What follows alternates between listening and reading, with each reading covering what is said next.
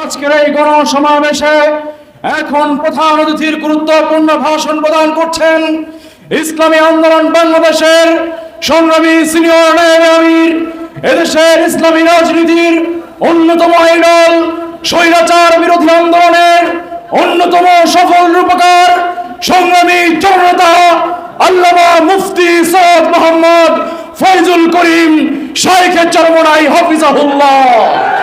على رسوله الكريم أما بعد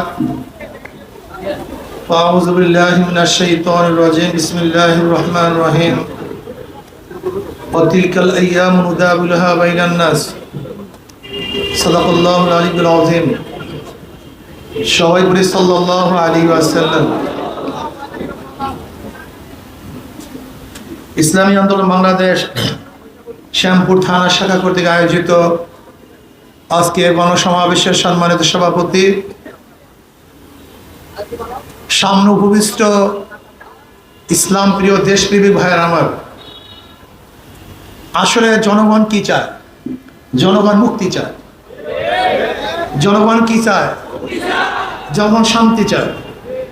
জনগণ কি চায়? স্বাধীনতা চায়। জনগণ কি চায়? অন্ন, বস্ত্র, বাসস্থান, চিকিৎসা, শিক্ষার গ্যারান্টি চায়। ব্যবসায়ীরা কি চায়? নির্বিঘ্নে চাঁদামুক্ত ব্যবসা করতে চায়, যে ব্যবসার মধ্যে লাভ হবে, লস কম হবে। একজন কৃষক কি চায়? যে কৃষির ন্যায্য মূল্য যেন সে পায়, বাজারে গেলে লস না হয়। একজন শ্রমিক কি চায়? তার ন্যায্য অধিকার বাস্তবায়ন করতে চায়, ন্যায্য পারিশ্রমিক পেতে চায়, যে আমি এই পরিশ্রম করছি, সেই ন্যায্য প্রাপ্তি এত, সেইটা পেতে চায়। একজন মহিলা কি চায়? ইজ্জত আবরু নিয়ে বাঁচতে চায়। একজন এতিম কি চায়? ক্ষুধাহীন বাঁচতে চায়। একজন দরিদ্র ব্যক্তি কি চায়? খোলা আকাশের নিচে থাকতে চায় না, ছাদের নিচে থাকতে চায়। একজন অসুস্থ মানুষ কি চায়? সুচিকিৎসা চায়। একজন ছাত্র কি চায়? ভালো শিক্ষিত হতে চায়। বাংলাদেশের মানুষ কি চায়? নিরাপত্তা চায়, জুলুম অত্যাচার চায় না, চাঁদাবাজি চায় না, খুন চায় না, ধর্ষণ চায় না। কিন্তু আমরা কি দেখেছি? এইমাত্র যেই কথাগুলি বলেছি, যা মানুষ চায়, বিগত 53 বছরে যারা শাসক ছিল, এই সমস্ত অধিকার মানুষের বাস্তবায়ন করতে ব্যর্থ হয়েছে। 100% ব্যস্ত হয়েছে। আজকে বর্তমান অর্থনীতি গরিবকে গরিব বানায়, ধনীকে ধনী বানায়। আপনি ব্যাংকে যাবেন, যে ম্যানেজার সাহেব আমাকে 1 লক্ষ টাকা লোন দেন, ম্যানেজার সাহেব সে কি বলবে? মর্গেজ আছে। আপনি বলবেন মর্গেজ তো নেই। কিন্তু আপনার জন্য টাকা না, টাকা কার জন্য? যারা আছে। গরিবের জন্য ব্যাংকের কোনো টাকা নেই। ব্যাংকের টাকা কাদের জন্য? বড়লোকদের জন্য।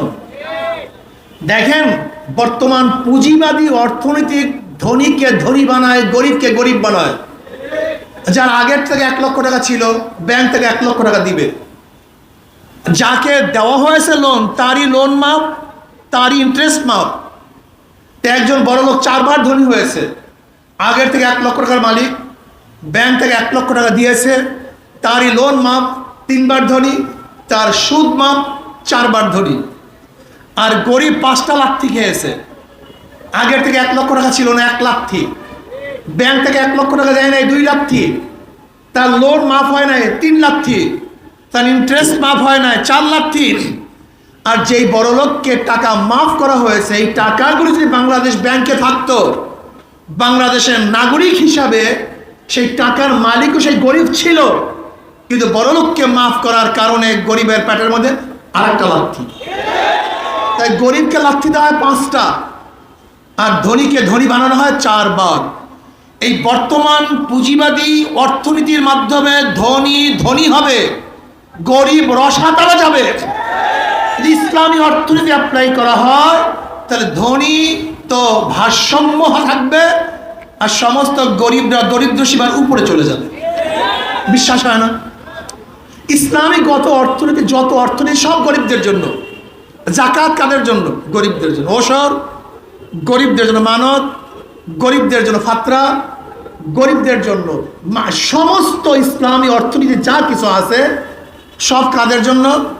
সব গরিবদের জন্য, অথচ কপাল পোড়া গরিব ইসলামকে পছন্দ করে না। এটা হলো তাদের কপাল পোড়া। এটা কাদেরকে পছন্দ করে? যারা জীবনবার ওদেরকে লাথি মেরে আঙ্গুল ফুলে কলা গাছ হয়েছে, এই গরিবরা তাদেরকেই পছন্দ করে। আমার গরিব বাবারা, তুমি কি জানো বাংলাদেশ থেকে কি পরিমাণ লুটপাট হয়েছে? এই কয়েক বছরে বাংলাদেশ থেকে 14 লক্ষ কোটি টাকা পাচার হয়েছে। 14 লক্ষ কোটি টাকা, 98,000 কোটি টাকা ব্যাংক থেকে লুটপাট হয়েছে।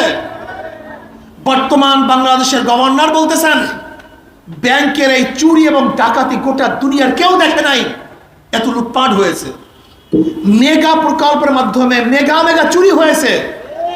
আজকে বাংলাদেশের প্রত্যেকটা নাগরিক 1.5 লক্ষ টাকা ঋণ মাথায় নিয়ে বসবাস করতেছে।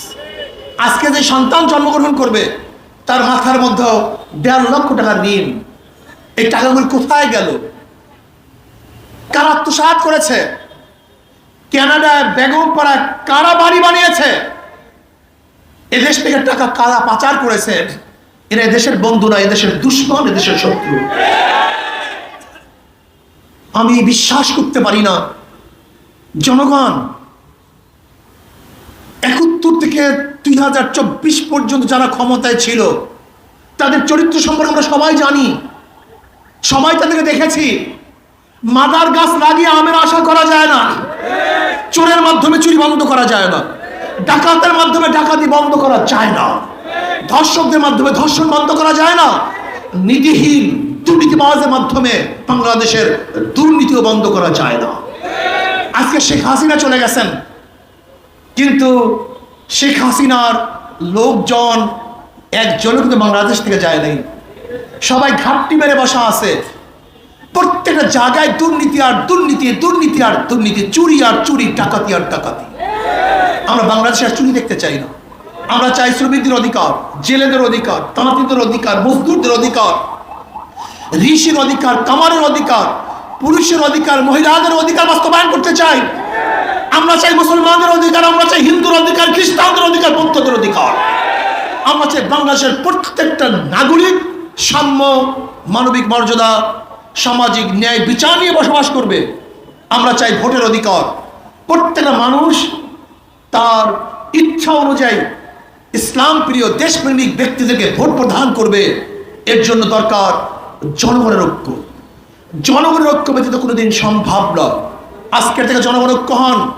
যেই দলের মধ্যে গুন্ডা আছে, যেই দলের মধ্যে চাঁদাবাজ আছে, যেই দলের মধ্যে ডাকাত আছে, ধর্ষক আছে, মদখোর আছে, জুয়াখোর আছে, চরিত্রহীন খুনিরা আছে, ওই দলকে আমরা প্রত্যাখ্যান করলাম, ওদেরকে ভোট দেবো না, ওদের দল করবো না। জনগণ ঐক্য হন। জনগণের ঐক্য ব্যতীত এই দেশের দুর্নীতি বন্ধ করা কোনোদিন সম্ভব না। আইনের মাধ্যমে দুর্নীতি বন্ধ করা যায় না। আজকে এখানে যারা শ্যামপুরের লোক আছেন, আপনারা চাঁদাবাজের বিরুদ্ধে ঐক্য হন। চাঁদাবাজের বিরুদ্ধে ঐক্য হন। ছাত্র জনতাদের ঐক্য হয়ে ফ্যাসিস্টকে দুনিয়ার থেকে, বাংলাদেশ থেকে বিদায় দিয়েছে, বাংলাদেশে ভাগতে বাধ্য করেছে। ঠিক আজকে আমরা ঐক্য হব ছাত্র এবং জনতা, যে চাঁদাবাজদের বিরুদ্ধে আমরা সবাই ঐক্য। যখনই কেউ চাঁদা নেওয়ার জন্য আসবে, আমরা সবাই ঐক্যবদ্ধভাবে খাম্বার সাথে বেঁধে রাখবো। ঐক্য হন, চাঁদাবাজ থাকবে না। ধর্ষকদের বিরুদ্ধে ঐক্য হন। এলাকার মধ্যে কেউ যদি আমার মা বোনদের ইজ্জত হানির চেষ্টা করে, আমার মা বোনদের সেই প্রিজিং করে, আমাদের মা বোনদের সাথে খারাপ ব্যবহার করার ষড়যন্ত্র করে, দুঃসাহস দেখায়, তাহলে সমস্ত জনগণ ঐক্যবদ্ধভাবে ওই লুচ্চা এবং গুন্ডাকে প্রতিহত করবেন, বিচার করবেন, বিচারের হাতে তুলে দেবেন, প্রশাসনের কাছে তুলে দিবেন। তাহলে দেখবেন একজন ধর্ষক এলাকায় থাকবে না। ঘুষখোরদের বিরুদ্ধে ঐক্য হন। সবাই ঐক্যবদ্ধভাবে, যে অফিসের মধ্যে ঘুষ থাকবে, ছাত্র জনতা ঐক্য হয়ে সে অফিস ঘেরাও করেন, সে অফিসার পরিবর্তন করার জন্য স্লোগান তোলেন যে তাকে অবশ্যই বিচার করতে হবে। এইভাবে যদি দুর্নীতির বিরুদ্ধে ছাত্র জনতা ঐক্য হতে পারেন, তাহলে বাংলাদেশের দুর্নীতি থাকবে না। এই বাংলাদেশটা ভালো একটা দেশ হয়ে যাবে।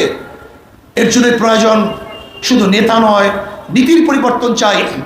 মাদার গাছ লাগিয়ে আমের আশা করা যায় না, তেঁতুল গাছ লাগিয়ে মিষ্টি ফলের আশা করা যায় না। ঠিক দুর্নীতিবাজ নেতা এবং দলের মাধ্যমেও দেশকে দুর্নীতিমুক্ত করা যায় না। আসুন আগামী নির্বাচনে যারা আল্লাহকে ভয় করে, আল্লাহর সামনে দাঁড়িয়ে হিসাব দেয়াকে ভয় করে, এরকম তাকওয়ালা মুত্তাকি নেতৃত্বকে যদি আমরা মেনে নিতে পারি, ক্ষমতায় নিতে পারি, তাহলে ইনশাআল্লাহ এদেশের টাকা, মান, ইজ্জত, সম্পত্তি হেফাজত হবে, এই বাংলাদেশের ভূখণ্ড রক্ষা হবে। আজকে বাংলাদেশের ভূখণ্ডকে ধ্বংস করার জন্য, পার্বত্য অঞ্চলকে স্বাধীন করার জন্য যারা চক্রান্ত করতেছে, আমি অন্তর্বর্তীকালীন সরকারকে বলবো কঠোর হস্তে তাদেরকে দমন করেন। যদি দমন করতে ব্যর্থ হন, তাহলে বাংলাদেশের মানুষ কিন্তু ছাড়বে না, বরং বাংলাদেশের মানুষ ঐক্যবদ্ধভাবে বাংলাদেশের প্রত্যেকটা ইঞ্চি মাটিকে তারা রক্ষা করবেই করবে ইনশাআল্লাহ। আসুন ছাত্র ছাত্র ঐক্য হন, দুর্নীতির বিরুদ্ধে ঐক্য হব, ইসলাম হুকুমাত কায়েম করব। 92% মুসলমানদের দেশে ইসলাম হুকুমাত চলবে, অন্য কোনো নৈতিক আদর্শ এদেশে চলা উচিত না। আল্লাহ আমাকে আমাদের সবাইকে কবুল করে নেন। আল্লাহ।